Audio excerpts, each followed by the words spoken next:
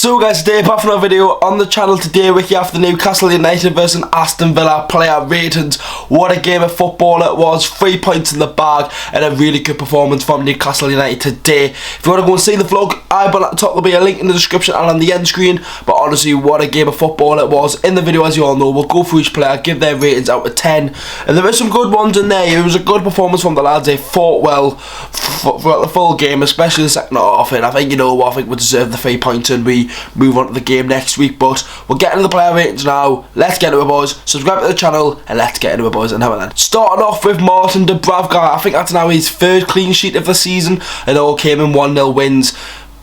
Good performance. He didn't really put a foot wrong. He didn't. Didn't have to make a really crucial save either in the game. Couldn't do anything with the goal that was given as offside for Aston Villa, but apart from that, Dubravka literally done his job, kept a clean sheet and literally didn't do anything that was wrong. I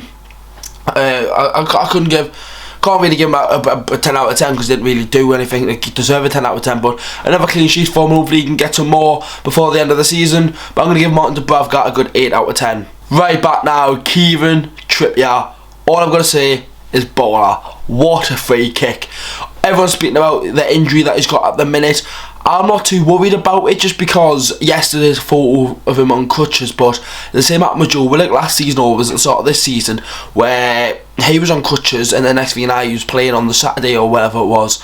So I'm not too worried. Hopefully it's alright, but if not, it'll be a massive miss because he's changed Newcastle United. He's changed the defence. He's changed everything about the club at the minute. That one player that's cost us 12 million, La Liga winner, Champions League finalist, Euro finalist, World Cup semi-finalist. That's our right back. What a performance today. I thought, like, the captain as well, lovely to see. Deserved to be captain more. And overall he was absolutely brilliant. The goal was taken sublimely. Yes, I had a deflection of Brent Dia, but still you've still got to hit it with some power to make it deflect and Martinez not to save it. Really good goal, good performance. Kieran Trippier, 9 out of 10. As we're here, we might as well do the substitute who came on for Kieran Trippier, as they've both played the same amount of minutes. Emil Kraft, was he, well, if he was okay, but apart from the goal that was disallowed, it was his fault. He lost the ball, and defensively he just wasn't there to mark whoever crossed it in the box. It might be Lucas Dean. He just wasn't there, and that's an issue. If Kieran Trippier plays there, the goal doesn't even go in the back of the net or go into the box. But apart from that, he wasn't too bad. Obviously, it's Emil Kraft the other day. We all know what we're going to get from him. Not the greatest, not the best. Emil Kraft, we'll go 6 out of 10. Centre backs now, we'll do Fabi Shaw. He did get a little head injury. Hopefully there's nothing there. He had his headband on, and I think the second half he took his headband off, I think. But overall he was sound as a pound, you could say. He was a couple of nice touches, trying to get the ball up, drive the ball up, and overall he was sound. Fabi Shaw done what he needed to do, kept a clean sheet and was sound, you know what I mean. He done his job. I can't remember a mistake he really made, to be fair, which is good. Fabi Shaw, I'm going to give him an 8 out of 10. What a debut. Big Dan Burn. What a player, what a game, and for a Geordie lad, that's the performance you've got to bring to get game time. And obviously Lascelles comes in absolutely sublime. He didn't make one mistake all game. Absolutely fucking amazing, right?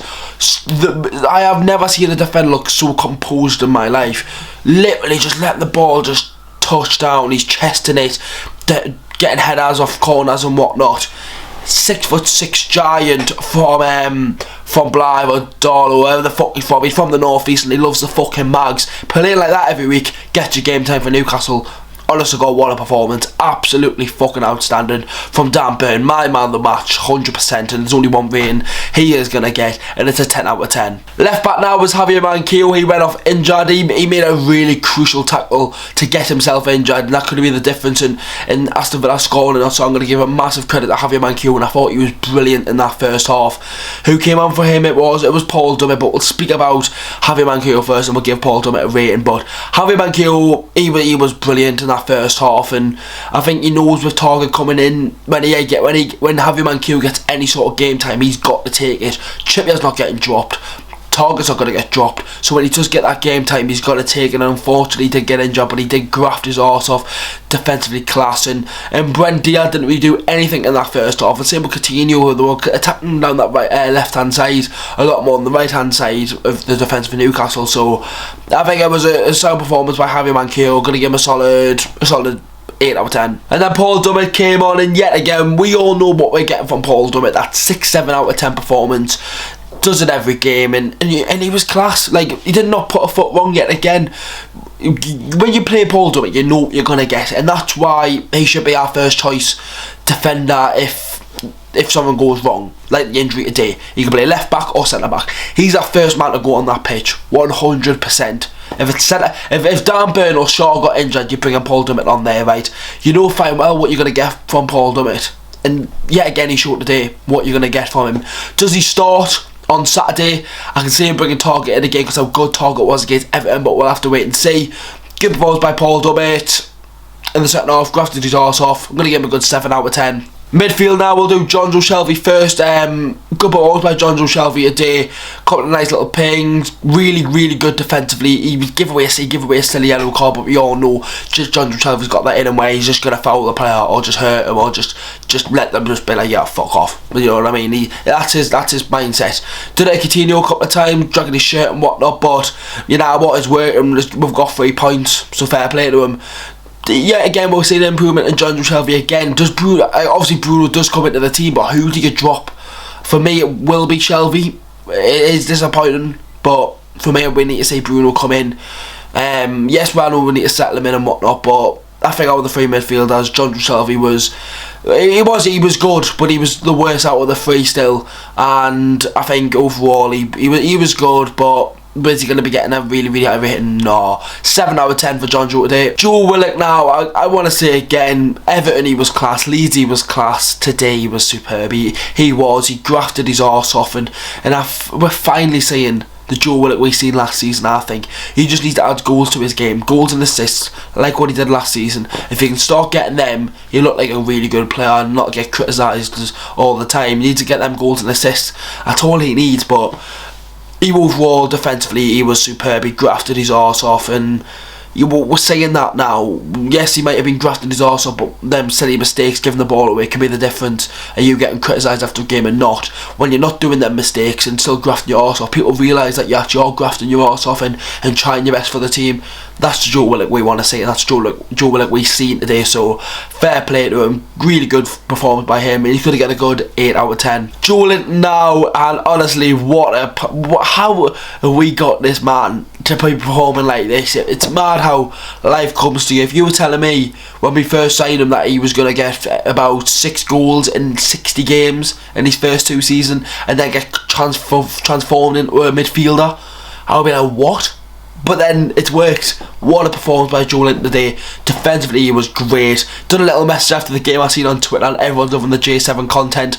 Really good. Really good today, Joe Linton. Times where what I've realised over the 2-3 seasons we've had Joe Linton, he was scared to ask for the ball. When he got given the ball 2 years ago, it would get forced to him. He wouldn't want that ball. Now he's determined the ball. There was a time where he's literally screaming at the Bravga, pass the ball to me. Ball doesn't go to him and he swings his arm. He wants to have that football and he wants to do the best for the football club, and we're finally seeing that from J7. Really good today. Really good. Honestly, defensively he was superb. And I see someone on Twitter, if Joe Linton had a goals and assists to his game, he'd be one of the best midfielders in the Premier League, and I can agree with that. Just because he doesn't get goals and assists now doesn't mean he's not playing good or whatever. We all know how good he is.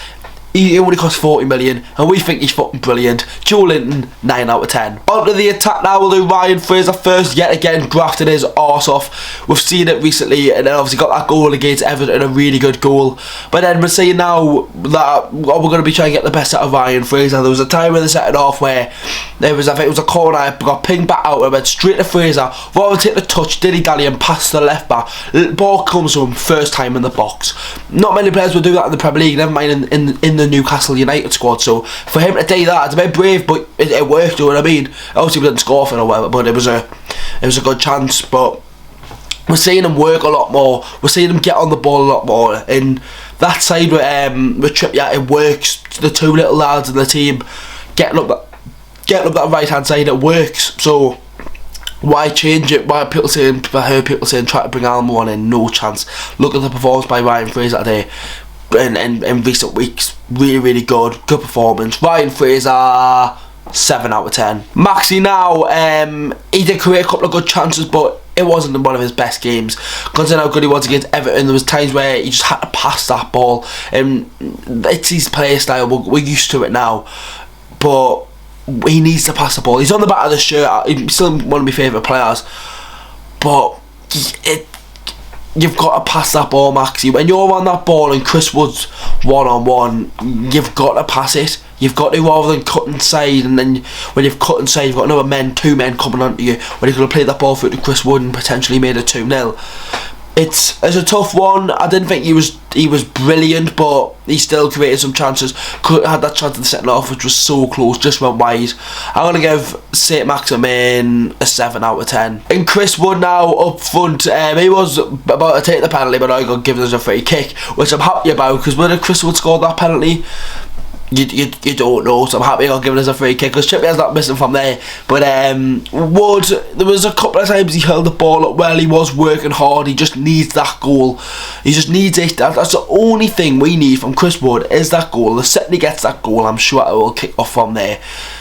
When will we get it? We don't know. Will he get it against West Ham next week? We'll have to wait and see, but a decent performance by him. He wasn't absolutely fantastic, he didn't score, didn't assist, but he still grafted his arse off, and you've got to say fair play, because we've won the game. Yes, he didn't score, but he still tried his best, and that's all you can really ask. If he's given his best, then he gives his best. Chris Wood, I'm going to give a 7 out of 10. And there we go, boys. Aston Villa at home, done. Player ratings done. Absolutely buzzing about the result. Says all for the West Ham game on Saturday. I can't wait for it, obviously, to get the videos up like normal. Obviously this video's went up the day. I'm recording this on the Sunday night, but I'll get a video out every day, so I'll see this on the Monday. Next upload will probably be Thursday for the preview for the West Ham game, so stay tuned on the channel. See you in the next one, boys. Have a good one, and I'll see you all for West Ham on next Saturday. How are the fucking lads?